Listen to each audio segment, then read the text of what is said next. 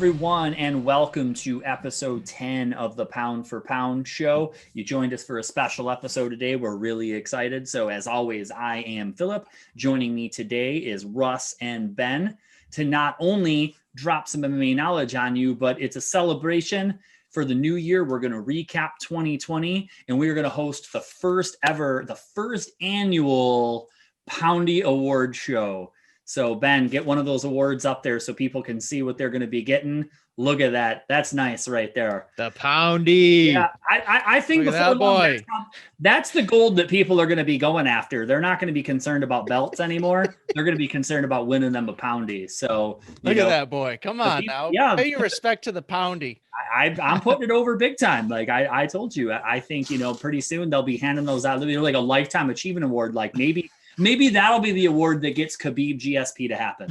They'll come back and the winner can win a Poundy in 2021. Right. That's how we'll make it happen. So that's the level that this award show is going to. So I didn't bring my tux. I'm sorry, but that's all right. None of us did. I had mine. Mine's been at the dry cleaner since March. COVID shut it down and been bringing it back. So we'll celebrate more in style next year. So. So we'll get a little bit warm before we get into the actual awards. Let's touch on some fighters through the year going back through 2020. What a crazy year it was. Talk about some guys whose stock went up this year, and then we'll talk about some guys whose stock went down. So, Ben, we'll start with you. Who do you think kind of led the way with their stock going through the roof this year? One or two guys that really put their name out there. Okay, so I think breakthrough fighter and what is it? Yeah, breakthrough fighter of the year, and then stock up. Those kind of go hand in hand, but I think stock up is someone who's been in the business a minute and they've plateaued for a while, and then their stock went up this year. And I think that is Charles Oliveira. That guy had an amazing win and finish against Kevin Lee, and a dominating win against Tony Ferguson. I didn't see that. Yeah, and he launched himself into like the top 3 probably in the world at the lightweight division. And in my opinion, I'll save it for the predictions later, but you know where I'm going with that. But I think Charles Oliveira's stock went up more than anybody. What do you think, Russ? I think for stock up, it is Khamzat Chimaev. He came out of nowhere. He was 3-0 on the year. And by the end of 2021, I could see him fighting for a title, just the way he destroyed people. If you compare him to a stock, he was like a penny stock coming into the year, and now he's like an Apple stock. He's just off the charts, on fire, and hopefully he keeps winning and can go for a title here by the end of the year. Like to see him and Usman go at it. It's a good one. Mm-hmm. Yeah, those are both great picks. I think either one of those are going to be great. I'm going to go. I could easily pick either one of those guys, but I'm going to go a different route. I'm going to go with the light heavyweight champion, Jan Blachowicz. Like I said, a year ago, who would have picked Jan to be in the title picture at all? Or let's be honest, how many people were really talking about Jan, period? He went from being, just talked about as a guy who was in the division to he's the champ. It's really, you can't go any higher than that. And I don't think many people, if they had been doing a prediction show 1 year ago, they're like, oh yeah, my bold prediction for 2020 is Jan Blachowicz to be the light heavyweight champion. Literally no one on the planet said that. Not one person. Jan's mom didn't predict that. So, and here we are. So, kudos to those guys for having such a fantastic year. There's obviously certainly more people out there that we could have mentioned, but awesome year for all of those guys. So since we all disagreed, each one of them's getting a Poundy, huh? That was an unsanctioned move. Ben's just shelling out the cash. He's gonna blow the budget. Like I gotta ship one of these to Poland, Brazil, and wherever the hell Khamzat's from. I think they're all worthy. I'll use my new stimulus check on some Poundies. We'll ship them out. There you go. Let's get that in our hands first. So I like it. So you got to negotiate that better stimulus deal. You got to get in there and get the vote going. I certainly would like to. Are we giving out one, or is that, did we agree on one? Or Ben, were you not part of the original production meeting? We had agreed that we weren't even giving a Poundy for these, and then you just jammed 3 of them out there. So I forgot about that. Yeah, it was totally an unsanctioned move. But hey, they're out there now. We gave away 3 already. Poundies we're in a giving mood. We're gonna try to close out 2020 on a positive note. Tough year for a lot of people. We're gonna raise some spirits by getting some awards out there. So it's an unsanctioned move, Ben, but I support it. The next 3 people, I don't know, maybe we should have had like a different Poundy, because these are the stock down people. Do not give these people a Poundy. They do not get one. I mean, even though we probably should to raise their spirits after the 2020 that they had, they probably could use a little consolation prize at the end of the year. But you don't get a consolation prize here. Poundies are too valuable. You got to earn it. So Russ, whose stock went down more than anybody's in 2020 to you? I think it's got to be Tyron Woodley. He's lost his last 3 fights, and he was the champion prior to this, and now he hasn't won a round in 3 fights. He just looks completely lost out there. I don't know. I cannot explain it. I don't know what's happened to him. Like, he looks uninterested. He looks like he has no like explosive power anymore. I don't know if USADA caught up with him or what it is, but his stock is in the dump. Yeah, that's a great one. I'd have to go with Tony Ferguson, though, because his stock at the beginning of 2020 was through the roof. People thought he was the uncrowned champion. He just needed that Khabib fight, which never came to fruition. But his stock went way down with 2 very bad losses. He got dominated by Gaethje in one, and then he got dominated by Oliveira in the next one. So his stock went down a lot. And yeah, I'm going to go with Tony Ferguson on this one. What do you think, Phil? Man, those are both great calls. I probably flip-flopped on this one. I've thought about it over the last 24 hours, but I would definitely say that those 2 guys have to be at the top of the list. And I think that if I had to pick one, it would probably have to be Woodley. I think both guys definitely had a rough year, but like Russ said, like Woodley went from being the champ to like borderline irrelevant in his division. And it seems like there's definitely a blueprint out there to beat Woodley. It seems like, all 3 guys have done it in pretty much the same fashion. I don't see any road even back to the top 5 for him at this point, which is too bad, but it's unfortunate, but time catches up to everybody. Rap careers catch up to everybody, whatever it may be. So, but yeah, I would have to agree that Woodley would be his stock is in trouble. It's a good one. It doesn't seem like Father Time would have caught up with him like at this point to drop him like that, but something happened. Yeah. But I mean, like I said, it also seems like not just Father Time, but it seems like the guys who beat him are just better versions of him. They beat him doing what he does to other people. Yeah. It's true. So true. I don't know how you, when that's your ace in the hole, I don't know how you improve at a level. Like, he's never going to go out wrestle those guys. And that's his trump card. So I don't know how he ever can get back in there. So it seems like he's at that point in his career where he just is like, I'm going to load up and try to put someone to sleep with his big right hand. And if that doesn't work, then kind of out of ideas at that point. So yeah, he's not even loading up anymore. He's not doing anything.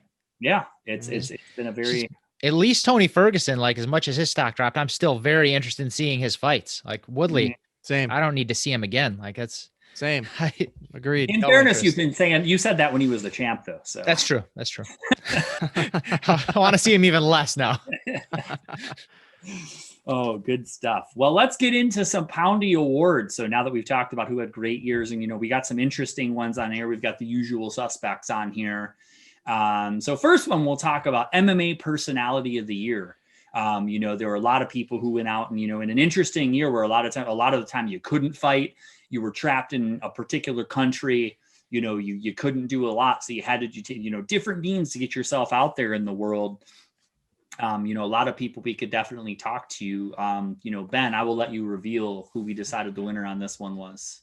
We decided the winner on this one was Darren Till. If you go on that guy's Twitter, every tweet is just laugh out loud funny. He's just a savage on there. He's got no chill. He calls out everybody, and he admits when he's afraid of someone, like no fighter does that. He says he's afraid of Yoel Romero. He wants to corner Mike Perry, and he's just look up that story. That's a funny one. Him cornering Mike Perry. That's Till's the personality of the year. I got Till. Yeah, again, lots of cool people out there, but yeah, I would have to say that Till, like I said, if you just endless entertainment, if you got nothing going on for New Year's, just Google Darren Till, Mike Perry, and you'll have a great New Year's. It is tremendous. So then you got to get that award up there for Darren Till. Till, here you go. Boom, that's Here's coming to your you, Darren Poundy, Till. Till. There you go. Enjoy it, buddy. Cool. Good stuff. So another one we really wanted to touch on is obviously, here in this crazy year, UFC was the first company back putting on some entertainment, and a lot of people really got on board. Some of those early events got some crazy buy rates and a lot of eyes on UFC. So we wanted to step back and take a look and talk about who the MVP of the COVID era was. A lot of people, as we discussed during the stock up, there's some people on there. But, to me, this was a pretty easy one to agree on. Russ, I'll let you tell the people who the 2020 Poundy for COVID era MVP is. It'll be tough to make this an annual award. So this winner might be the only one. I want this to be the only one ever. I never want to see this award show up again. But for our COVID era MVP, we got Kevin Holland. He was 5-0 in the 7 months of the UFC operating under this crazy environment. He had most of them were finishes as well. He had the big TKO win over Buckley, and then the KO win over Jacare, which was just incredible punch landed from his butt, like to knock him out. So just a great year for him. He was entertaining the whole way, talked crap through all of his fights, just calling everybody out, including Hamzat. Like, just very impressive year by him. He's our COVID era MVP. Congratulations, Kevin Holland. Woo! Here's Yeah, your Poundy. You can't say enough about the job. I can't believe other people didn't get on board and understand like that they had such an opportunity to get themselves out there. And Holland certainly took advantage, went out there and looked great. So kudos to him. What a fantastic year. But by far the biggest honor of the year is that award he won. So good job, buddy. So, and then let's talk through, this one is, we've kind of touched on this topic already, as Ben alluded to earlier, but who the breakthrough fighter of the year for 2020. Obviously there were a lot of people whose stock went up this year, a lot of people who went out there. I'll go ahead and announce this one. Obviously, like Russ said about the stocks, how could it not be, Khamzat Chimaev? He had such a tremendous year, and you can't really break out more than going from being someone like, admittedly, most people did not know who he was 365 days ago. And then now he's got a fight booked, if it ever can happen, against the number 3 guy in the world. And as long as things continue, will most likely be fighting for a world title in 2021. So that's a pretty miraculous breakthrough. But awesome year. Good job, Chimaev. Guess what you get, buddy? There it is. Yeah. Poundy for Hamzat. Very nice work. Very nice work. So before we get to the last 3 awards and, kind of the big ones, we want to cut to a small thing. Ben is going to touch on some things that, didn't have a great 2020 and probably are a thing of the past. So at this point, Ben, let us know. This is the In Memoriam section. Very sad, but let's take a look at the In Memoriam portion. Things we lost in 2020.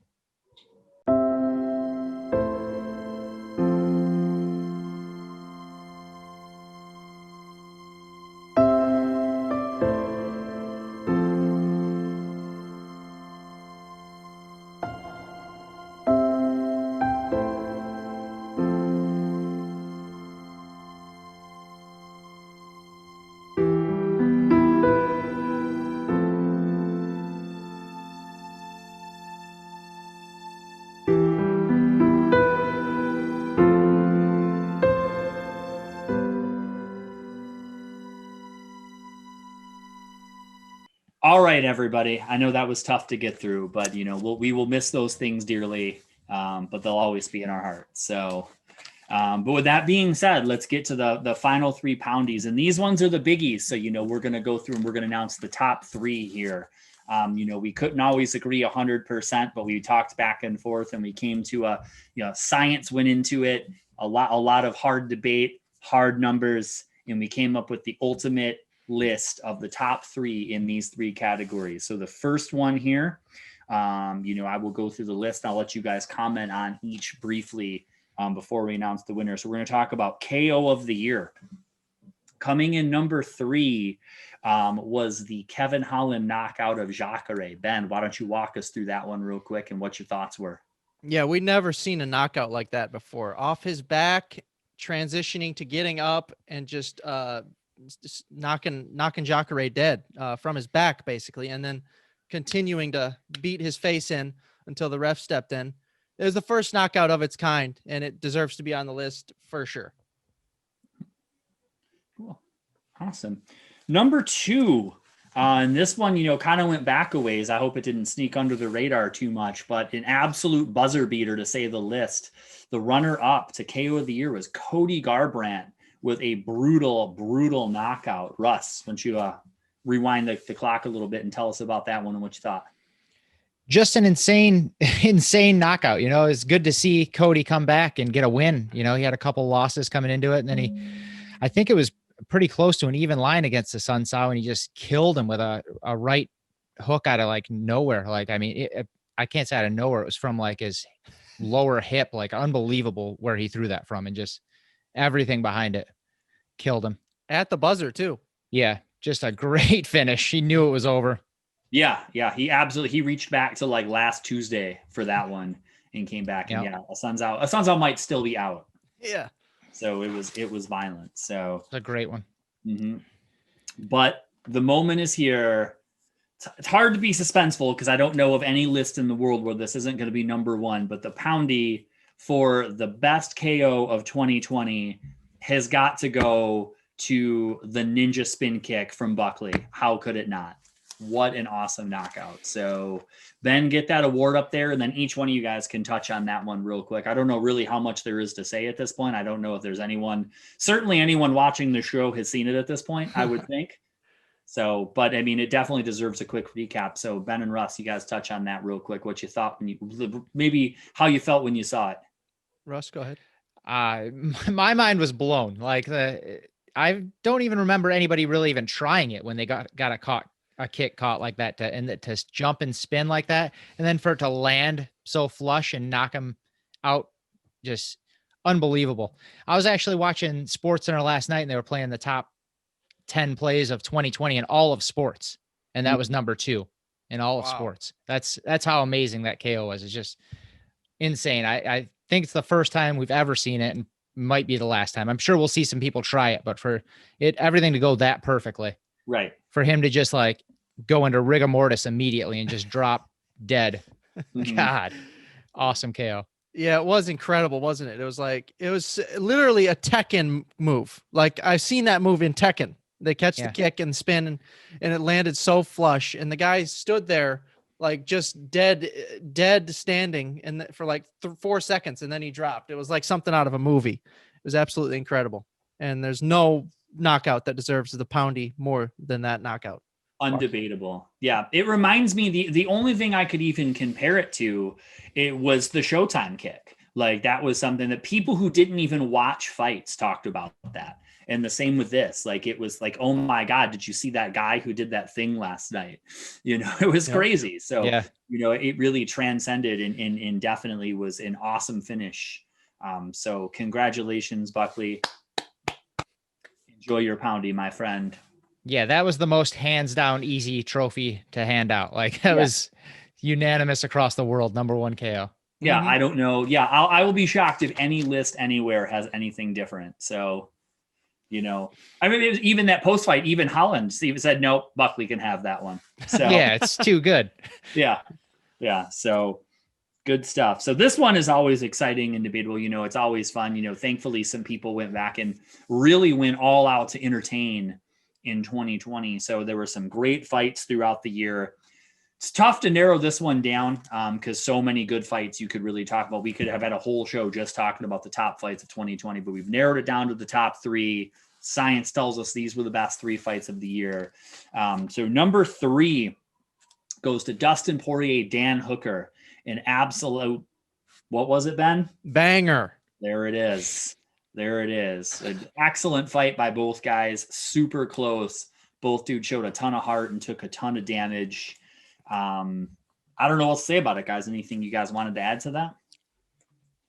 Just a super fun fight. It's easy to pick like the best fights when it's two likable dudes that are just deliver every time. You know what I mean? It's not like somebody you hate that just comes up with like one real good fight like Colby did against like Kamaru, you know, like this is like two dudes that deliver every time. So very easy to pick. The fight was amazing. It almost could have went either way, but you really did. I mean, at least I did. I really wanted to go for Dustin, but the decision could have went either way. Awesome fight.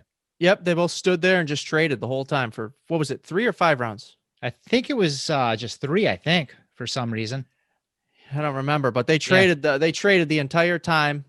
Awesome fight. Just an absolute banger. Maybe it was 5. With a capital B. I think it was 5. Yeah, I thought it was a main event fight. You guys are having me like second guess it now. I So just feel like it was 3, but maybe Either way, amazing fight. Yeah. awesome. We obviously prepared immensely for this. So, Yeah. okay. Well, I So can't help it that my memory is shot. But hey, it's all good. There's so many fights and so many things. You can't remember everything. So it was a 5-rounder. I just looked it up. I thought it was. So Yeah. good stuff. So number 2, very, very recent. We'll turn it over to you guys. I'll go to you guys first. I kind of stole the thunder on the last one, but Figgy and Moreno on one of the last cards of the year put on an absolute clinic. So Russ, I'll let you go first and then turn it over to Ben to get some thoughts on that fight. If you watched our episode after that fight, you know how hyped I am about that fight. I'm still hyped about it. I love that fight. I mean, it could arguably be my number 1 fight of the year. It was so good. I just want to see the second one now. I want to see the rematch. Yeah. Just like the first one, just like the Poirier Hooker fight, they traded back and forth the entire time. Very close. Gold was on the line, high stakes. Just an awesome fight, awesome performances by both guys. Just awesome. Right. And I would be remiss to not remind everybody that both dudes had fought 3 weeks earlier. They both took that fight on extremely short notice on a card that had lost multiple main events. And those dudes came in and, the 125 division it's the best year it's ever had and was already on the rebound. And then that fight certainly put it, cemented it in everyone's mind as definitely a division to keep an eye on. So, I'm super excited about the rematch and hopefully we can just jam some other guys in there and just continue to have some great fights. I love it because, it's an easy division to get into because Figgy is one of the few guys who's kind of drawn a line in the sand as like a bad guy, so, it'll be easy to line people up and get people invested in his fight. So, and it was one of those fights where both dudes came out just even hotter than they were coming in, like you wanted to see Figueiredo taken into deep waters to see how he would handle it. Cause he just obliterated, Benavidez so quickly the last couple. And then you wanted to see, how he'd handle it. And you wanted to see Moreno just show that Mexican heart. And he did. He was just amazing the whole way. And for Figueiredo to win that 5th round was incredible. Mm-hmm. Awesome fight. Love that fight. Agreed. So it was tough because we could have made that one number 1, but just edging that fight out. And you got to go all the way back to the beginning of the year to see this one. But we agreed that the fight of the year in the 2020 Poundy Award winner was Joanna versus Wiley Zhang. Holy smokes, that fight was awesome. It was back and forth, tons of damage. I won't get too into it. Ben, how did you like that fight? Tell us why it was so great. That was such a war. It was, again, gold was on the line. It was probably the best women's fight I've ever seen. Like the heart showed by both of those chicks was just insane. Neither of them wanted to lose, and they didn't go to the ground. It was just a stand-up banger. It was just a war, and I loved it so much. It was awesome. What do you think, Russ? Yeah, I agree. That was the fight of the year. It was 25 minutes of insanity. Like they just gave everything they had every round. Joanna was back to championship form. She looked amazing. And just between every round, I just remember like trying to catch your breath. Like, what the hell? Are they going to come out and do it again? Like, this is insane. And Joanna's head just blowing up and looking like a disaster. Yep. I mean, that's clearly like why she lost that fight. Cause otherwise you probably had it a draw or you could have even swung it her way, but the damage accumulated was just too violent. Mm-hmm. But yeah, awesome fight. Yeah. That's why, sorry, Phil. That's why that was in the In Memoriam. I mean, Joanna's forehead is gone. I mean, That's messed up, Ben. It's messed up. I But still yeah, love you, it's and Joanna champion. yeah, one of the things, yeah, like I certainly, because obviously we all were massive Joanna fans because she was such an entertaining fighter to watch. But it's certainly after her back-to-back losses to Rose and then getting shut out by Shevchenko, it was really hard to see her ever getting back to that championship form, and to see her come out with that performance was awesome. So, if any doubt ever left by anybody was erased that day. So, what a great fight. Congratulations to both of them. Hopefully they can run it back sometime, because I would like to see that. So, Yes. Yeah, I mean, Zhang has some interesting fights now.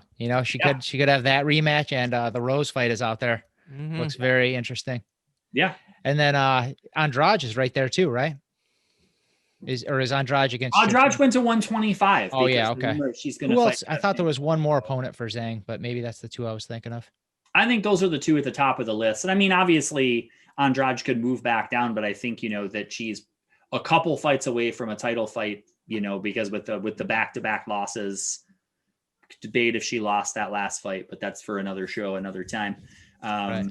And, I think she, it makes for an interesting matchup at 125, where there's certainly a lack of interesting matchups, because it's just, you're just sending wolves out to the slaughter to Shevchenko. So, and she's one person that could be interesting to see fight. So, yeah.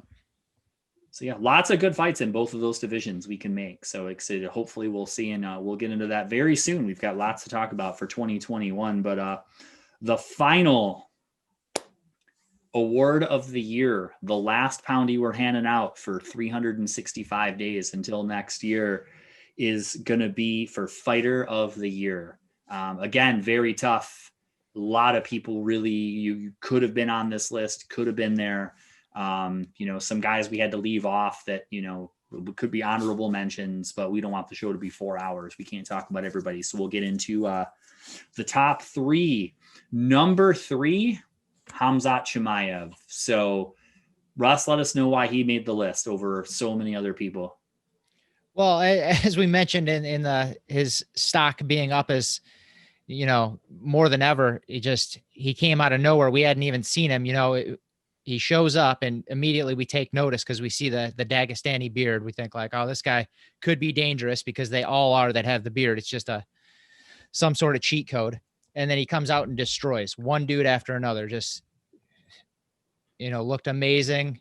And he's been calling out everybody. So I'm very excited to see what he's going to do in 2021. He's definitely was one of the MVPs of the year. Mm-hmm. No doubt about it. So number 2 on the list for Fighter of the Year, Ben, we'll let you discuss with the people. Kevin Holland. Kevin Holland is number 2 because he had 5 wins in, I believe it was not even a full year. It was like, what, 7-8 months? 7 months. He racked up 5 wins. That's insane. And one of the wins was, like you said, against Buckley, Russ, and then another one was against Jacare. So he's beaten pretty solid fighters. Yes. He's just had an awesome year. His stock went up so much. It's crazy. He's actually like kind of a name now. He wasn't really for sure he is. When he's not fighting, he's calling dudes out and trying to get more fights. He's just exactly. He's a gamer. He's one of those guys that'll fight anywhere, anytime. And he's always talking smack. He's backing it up too. They call him Big Mouth, but for good reason. He can back it up. He's awesome. He's number 2 Fighter of the Year. I don't know how much truth it is, but I was a fan when I heard that crazy story that he allegedly took a flight to Ireland to beat up Conor McGregor at his gym. So I don't even know if that story is true. I haven't heard that story, but if that's true, he's not my number 2 Fighter of the year. Then that's a story that was a story that was out there, that he literally like just booked a flight and flew to Ireland. Like, I think it was just. I think you're talking about Khamzat. That's Khamzat. You're right. I definitely. So But I've heard stuff like that about Khamzat. Is starting to lower my opinion of him, because I don't like him messing with Conor. That dude's. I mean, we're talking dudes at completely different levels. Like, you just want Conor protected from the beard. No, I want Conor to take fights with dudes like worthy of that marquee. Like, give Khamzat a couple more years of destroying dudes, and maybe. But Conor, come on. They're different weight classes. Khamzat's 170, 185. I understand, but Conor will go at anywhere, wherever there's a money fight, he'll move wherever the fight is. We'll get back to this. Apologies to Kevin Holland for not giving him his proper due and was talking about the last guy. We'll talk about that when we get into fantasy booking 2021. So apologies to Connor for any sort of slander Phil was trying to bring toward his way. Oh, there's plenty more where that came from in the 2021 booking. So, it's not going to happen. 5 wins for Kevin Holland. Pro McGregor show. Style. Awesome year for Kevin Holland. So, but he was just edged out for fighter of the year. Really tough to not give it to this person who, you really could have pushed several of the awards his way. We decided our fighter of the year, Davison Figueroa. What an awesome year. So, and there's your Poundy, my friend. There you go, Figgy. It's going to go in the trophy case right next to the belt. So like I said, it'll be the centerpiece and he'll put belts around it. So, cause that's where that Poundy is at. So awesome job. What else can you say? He went out and he put a beating of a lifetime on Joseph Benavidez. I didn't care for that because I love Benavidez, but he looked so impressive in doing it. Had debatably the fight of the year to close out the year. He's been outstanding and he won the belt and he basically single-handedly revitalized an entire division, so that's you put all of those things in a blender, that's the recipe for being the fighter of the year. So what do you guys want to add to that about Figgy? You pretty much said it all, Phil. That you encapsulated all of what makes Figgy great and what makes him the fighter of the year. He's a household name now and the face of that division. And I think he's got some big fights coming his way. And Cejudo, Garbrandt, maybe, who knows, DJ, maybe down the road. I don't know. But those are the fights I would like to see. Moreno. Yes, that's Moreno again. For sure. Yep. Moreno but yeah, too. He's the fighter of the year for sure. No doubt. And you got to love him because he's a heel and everyone loves a heel. Yeah. I love it. So, well, that concludes the awards portion. So awesome year, so many cool things, especially because we could have had no fights at all. A lot of sports were canceled. A lot of sports were massively delayed. UFC, right or wrong, good or bad, brought a lot of great fights. So awesome. Kudos to them. And kudos for the guys for stepping up on short notice. And I'm sure their lives were very difficult with travel delays and testing and uncertainty and bout cancellations. I'm sure it was a very challenging year for all of them. So kudos to anybody who took a fight this year, period. So awesome job to everybody. We are very appreciative that we get to watch you guys fight. So awesome. Now let's close out the year and have a little bit of fun. We'll kind of combine this all, a little bit of a freestyle. We'll kind of just go around the room. We can fantasy book some things for 2021 and make some bold predictions. So, kind of give us a couple of the things. We'll kind of go around the room one at a time, but Russ, you can start off, some things you want to see in 2021. Fantasy book us a couple of serious things that you need to see. Okay. I've got a few fantasy fights written down that I want to see in 2021. I want to see Nick Diaz come out of retirement and fight Masvidal. I want to see him get revenge for his brother. I think that's an awesome fight. 2 dudes that are both destroyers and legit main eventers. I would love to see those two throw down, especially with the brother storyline. He beat up his brother Nate. So I think that's just a no-brainer if Nick's coming back. I really hope he does because I love the Diaz brothers. Yeah, I don't care who he fights as long as he comes back. He can fight literally anyone. I don't care. I just want to see Nick Diaz fight again. I want to see him fight dudes that'll strike with him. I don't want to see him in there against Usman, it would just bum me out. But of course we want to see him back. I want to see Conor and Gaethje. That's a dream fight of mine. Just because it's 2 dudes that always deliver. I think that'd be an awesome fight. It is pretty reliant on Conor winning this fight coming up against Poirier. Then I want to see Jones and Ngannou. Jones is moving to heavyweight. That's the fight I want to see. I want to see him get his head knocked off and head right back down to light heavyweight. And I think Ngannou's the guy to do it. You're definitely in the fantasy world now, so it's a good place to book that. So absolutely not. Okay, we'll see. We'll talk about that when it's coming, but I have a bold prediction for 2020 that involves that as well. Okay. Then I want to see, of course, Figgy Moreno too. That's got to happen in 2021. That's less a dream fight. Yeah, see, I don't even know if that's fantasy. Like that's got to be almost booked already. Yeah. And then Nate Diaz, I want to see return and fight Tony Ferguson because I feel like they're both like kind of like at Ooh. similar levels, and that would just be an awesome main event of any card. Mhm. So that's what I Wow. have. Those are some great ones. Yeah. Yes. I didn't even think of. I don't even think I thought any of those. But about the Jones and Gano one, but some really good ones, Russ. Mhm. Yeah. Yeah, Diaz brothers are always in my head. Yep. Fair. They should be. They should be. Yeah. Oh, you guys want to hear some of mine here? I Yeah. got Jones versus Izzy is my number one fight I want to see, maybe that I've ever wanted to see. Like two of the best. Jones is the greatest of all time, of course. And we can all agree on that. And Izzy is on his way to being one of the greatest of all time. And that fight would they're just both so talented and dominant that I would just love to see that fight so much. That one I got Dillashaw versus Aldo, I think would be an awesome fight to make, and just fireworks. That's an awesome fight. I got George versus Colby. I think that's on a lot of people's fantasy matchmaking just because of the history there and a lot of trash talk there. I got Oliveira versus pretty much anyone. I just love watching that guy fight, and I think there's some awesome matchups at lightweight, like Connor, Dustin. I don't know if he's fought Dustin yet. Has he fought Dustin already in the past? I'm not sure. I can check. I don't believe so.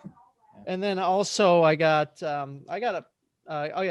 Jones versus Stipe or Ngannou. A lot of Jones, just Jones in the heavyweight division and Jones versus Izzy. And then also Shevchenko versus Nunes. That one would be really, really good. Arguably the two best female fighters of all time going at it again. And everyone wants to see that. So what do you think, Phil? I would say that last one you named is probably the number one fight on my list. Like, I want to see Shevchenko win that belt more than I want to see anything in mixed martial arts. So like, that's what I need to see. So, that's a huge fight. I also want to see Jones, Steve. I mean, really Jones at whatever. I want to see what he does at heavyweight period. I don't have a necessarily unlike Russ, I think Stipe is going to win that fight with Ngannou, and it's going to be Jones and Stipe. I don't have nearly the interest in Jones and Izzy that you guys do. I don't really care to see that fight. I don't have that interest. Like, that's not there for me. I think Jones going up to heavyweight and Adesanya being a middleweight, it's just too much of a gap for me. It doesn't do it for me.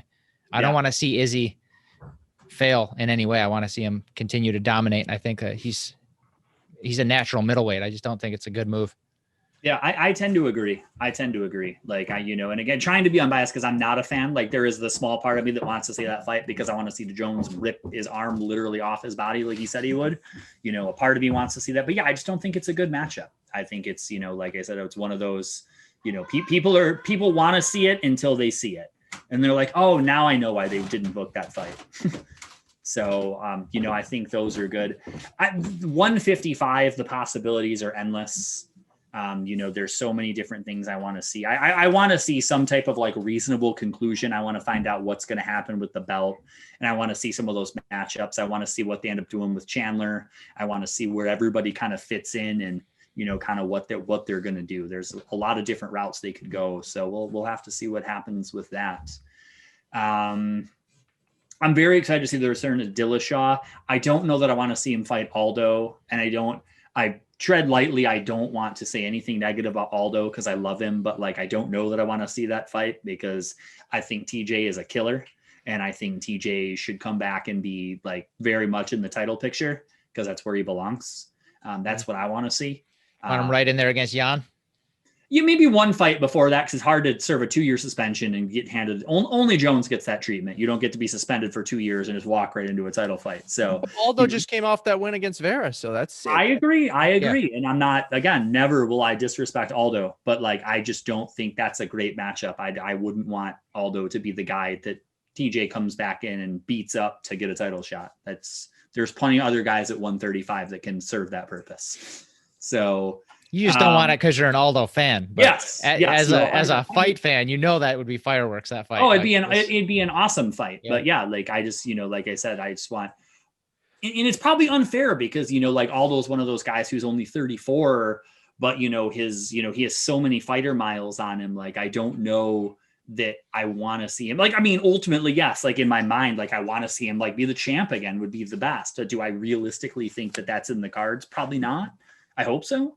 But, I don't know, you don't like to see guys go out there and not look their best. So I think Jan and Aljamain is going to be an awesome fight. Like, I'm really excited to see that one. And really just where Peter Yan goes from here. Like, the sky is really the limit with that guy. So I'm really excited to see what's next for him. And I want to see what they're going to do ultimately at 170. Like I said, like it seems like all those guys have kind of been in a holding pattern. Really what's next? It seems like Gilbert Burns is going to get the next title shot if they can ever work that out. But like, what is Masvidal doing? What's Colby doing? What are all those guys doing? And really where the future of that division holds, and ultimately who's going to end up fighting Chimaev at 170. So. Yeah, those are some great ones, Phil. And then every fight Bellator puts on, I want Get the hell out of here. It's all fantasy fights there. Yeah, I wanted to sneak that in for you. So yeah, like again, so many different things we could see in 2021. So, but let's throw out a couple bold predictions. Things that you think that are, from remotely crazy to just like completely crazy. Tell you can get as crazy as you want. You're not going to be held accountable to this. So you can really say whatever you want to say. So.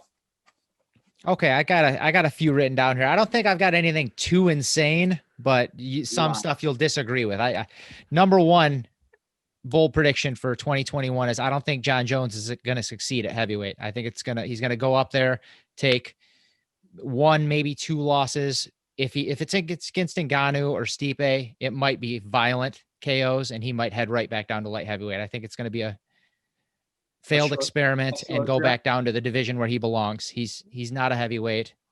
Wow, that is bold. Yeah, I think throughout 2021 also, I think the light heavyweight title is going to change hands multiple times just because Jones isn't holding up that division now, and everybody's kind of like even, it seems like, at that division now.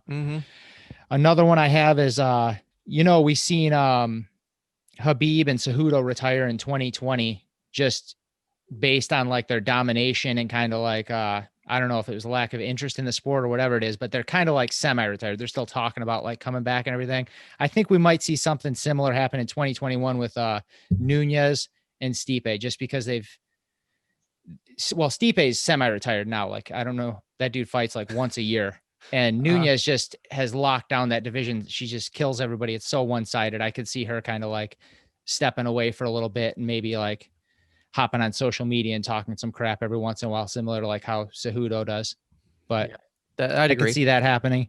And then for my third bold prediction, I think GSP is going to return in 2021. Oh, I think he's going to fight either Conor or Habib. It just seems like it has to happen this year. They've talked about it for a while, and all the stuff he posts online, he's absolutely shredded. He looks ready to go. I don't understand what's keeping him away. He's got to run out of money eventually, I would think, or at least want like one more big payday, and he'll get it with either of those fights. So that's what I think will happen. Those are some great picks, some great predictions. That one actually contradicts with mine, so I'll get into mine then. I only have two, actually. I think Jones will be the heavyweight champion by the end of 2021. He's the greatest of all time. I truly believe that. I truly believe he's the best fighter on earth, and he can beat any man on earth. So with that being said, I think he'll be the heavyweight champion. And I don't know if he'll go back down, but I don't think he's going back down in 2021, but heavyweight champion.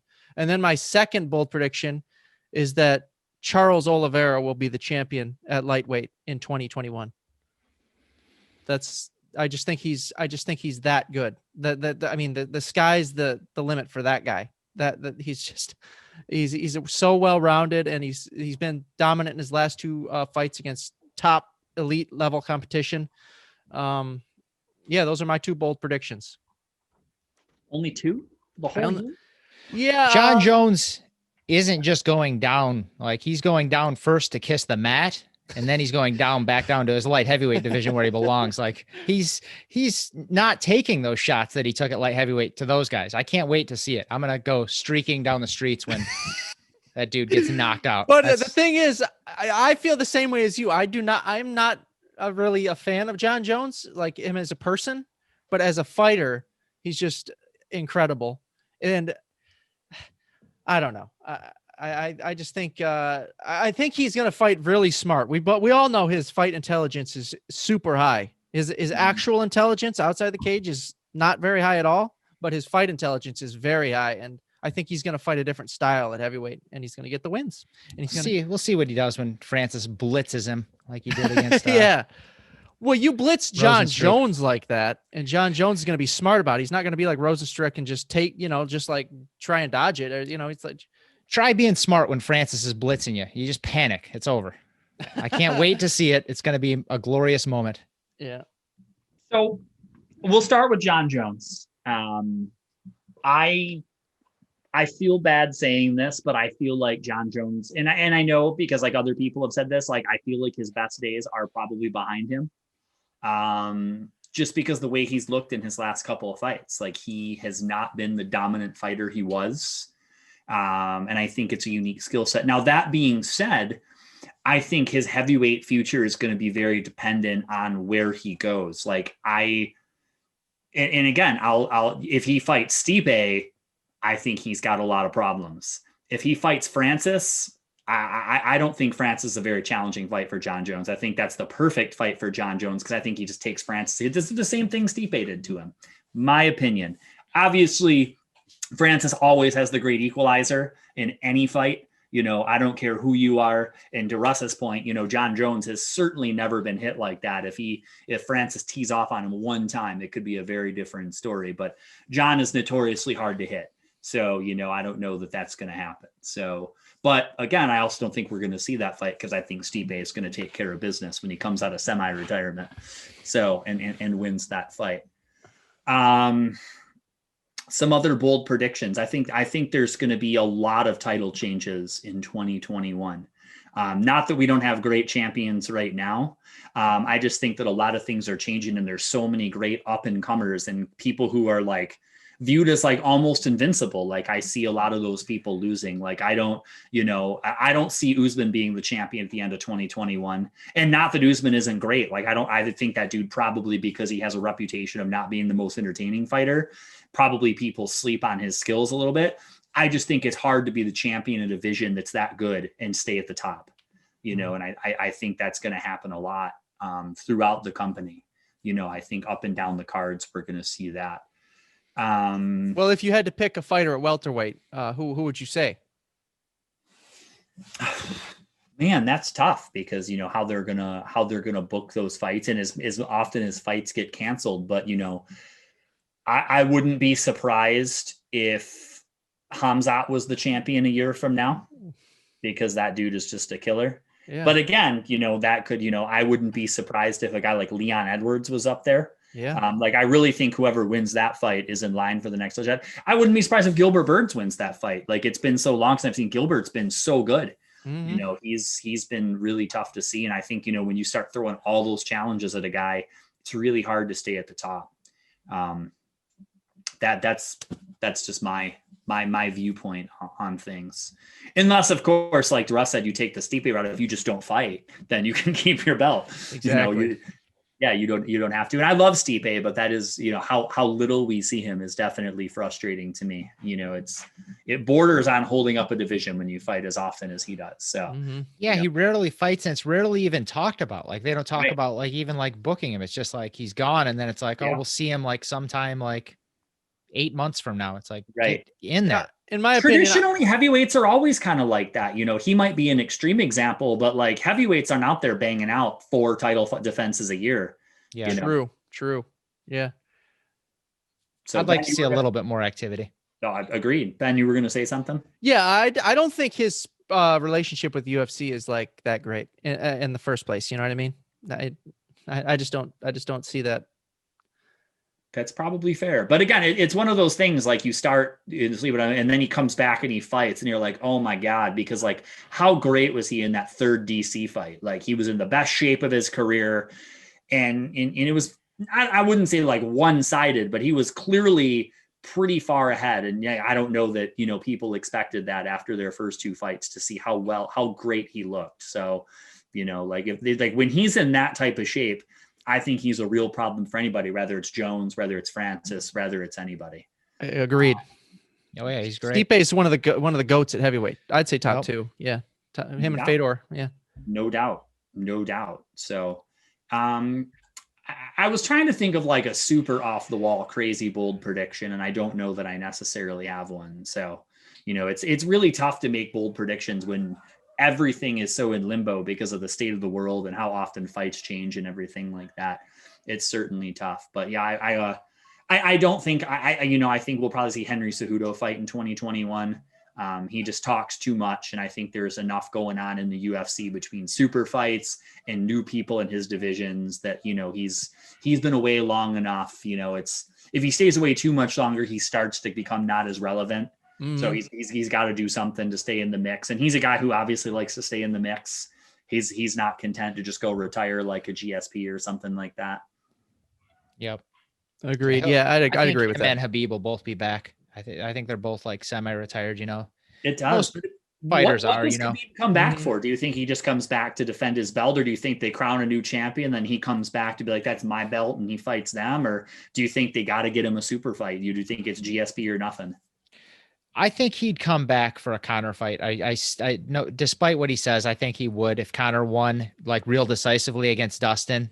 Mhm. I think it's a no-brainer to book that, just because the amount of money to be made, not because it's like great for Conor, but it gets him back. Or yes, the GSP fight he seems to have wanted for a long time. So I think that would get him back too. Right. But I don't, the more I hear interviews and stuff, the more I'm starting to think they're not going to do like an interim title. They're just going to do that fight. Like Dustin really does not seem interested in an interim title. He said like there's been like it's been done like 3 times before in that division recently. So it's like, let's not do it again. He said Habib's come back and like, what do they call it? Like, I can't think of the word. Made the real title again, like 3 times he's done it, Oh yeah.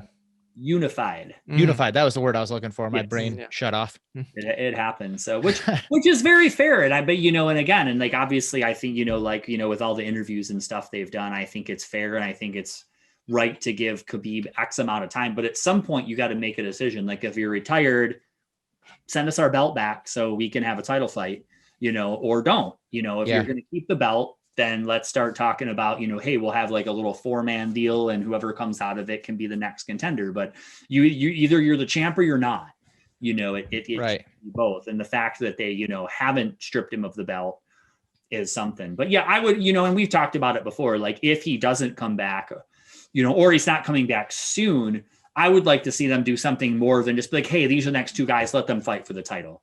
And it's like, and it doesn't matter who it is. It doesn't, I don't want any one fight to just be like determine the next champion. I think it should be, like I said, even if it's just like a little like 4-man, you could have the winner of Conor and Dustin fight the winner of, Gaethje Chandler or something like that, or Oliveira Chandler, however you want to do it.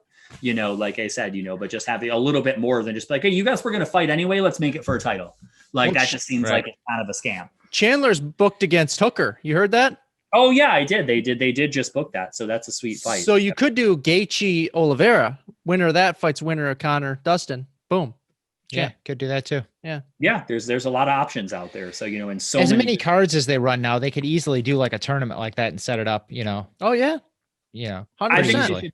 I think they should one night only bring back the old school UFC format, the top 855 pounders, one night tournament.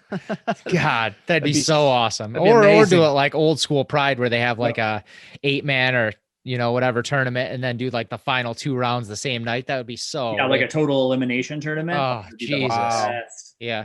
And then of course soccer kicks. Yeah. That would be Is it amazing. risen? Yeah, I love it. I'm in. So I'm in. So cool. Any other things for 2021, 2020? Really, any other things you guys want to? We'll close up shop here. I know it's getting to be kind of a longer episode, and the people got to get out and celebrate tonight. So, what do you guys want to talk about? And we'll pack up and let people enjoy their new year. Oh, Each one give us a closing thought on 2020 and into 2021. Well, 2020 was an amazing year for MMA, terrible year for most people, but great year for MMA. And I think 2021 is going to be even better with Connor's return kicking off the year. And I think Connor's going to fight probably, I'd say 2 or 3 times next year. Pretty sure everyone said at the beginning of this year. Yeah, but nobody predicted that you know, everything that happened. Colin fought 5 times. Yeah, I think 2021 is going to be the best year for MMA yet. I really believe that. Now that's a bold prediction. That's like the boldest prediction yet. Yeah. Cool. Russ, what about you? Some closing thoughts? 2020 was fun. I'm glad we started this show. I'd like to keep it going, you know, Yeah. for many years to come. There was good things in 2020, stimulus checks and some unemployment and video games, you know. Yep. Nice break off work, but going into 2021, I'm ready for a vaccination and to get back to work. And most importantly, to get back to seeing like family and friends and like going to concerts and comedy shows. It's just like starting to kill me. Like, honestly, like I can watch this stuff. Like I can watch live shows and comedy specials like on TV, and it's just not the same. Like the experience, Right. Mm-hmm. It's something that is like messing with me. I have to, I have to be done with this very soon. This lockdown. Well, we're gonna have that vaccine probably. When would you say May probably? I mean, the second they say I can have it, I'll go jam 7 needles into my arm. Like, give it to me. Freaking, let's get back to business. I mean, I was looking at like properties in Florida to get out of this crap. Like, this is how desperate it's getting. But and we'll be watching Rage Against the Machine at Little Caesars Arena in July, so we'll be good. Oh, pray to God see. happens. I hope you're right, but I'm more skeptical than you guys are. Seeing they're rolling it out at about 6 people a day nationwide are getting vaccinated. So you can watch this crap on your screens all you want, the live shows and comedy and everything. It's just it is not the same. It's not even 50% the same. Like the experience is just I don't know. You can't feel it like you can like when you're there. Right. I agree. Like I would give anything in the world to be like in a circle pit at a Hatebreed show. Like there's nothing more in this world I want than that. Like these days, like just to be back to enjoying real life. But again, I think, you know, one of the things that, you know, if 2020 taught us anything, it was, you know, how to keep things in perspective. And, you know, it sucks we don't get together to watch fights anymore. But if that wouldn't happen, we probably wouldn't be here doing this show. So, you know, you just, hopefully people were able to make the best of it. I know it was tough. A lot of people, myself included, are out of work due to this pandemic, which sucks. But such is life. You know, what are you going to do? You just roll with the punches, and hopefully you made the best of it.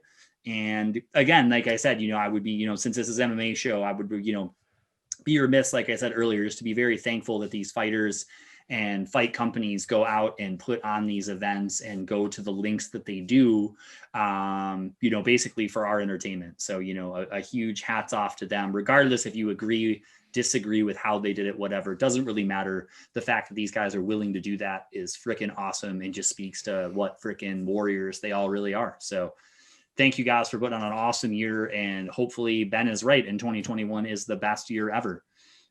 So we'll see what happens, and hopefully we'll be here a year from today to recap 2021 this way. So the second annual Poundies. There it is. You know, by then it will be the premier award. It'll probably take over the Oscars at some point, you know. Like, I wouldn't be surprised to see the Oscar like redo their design after all these years with the little dude standing there. It'll look much more like the Poundy. So love it. But with that being said, thank you, gentlemen, for joining me on this show. Of course, Phil.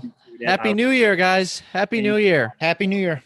Cool. Everyone have a great New Year. Be safe, and we'll be back to talk about fights soon. We'll see you guys. Happy New Year.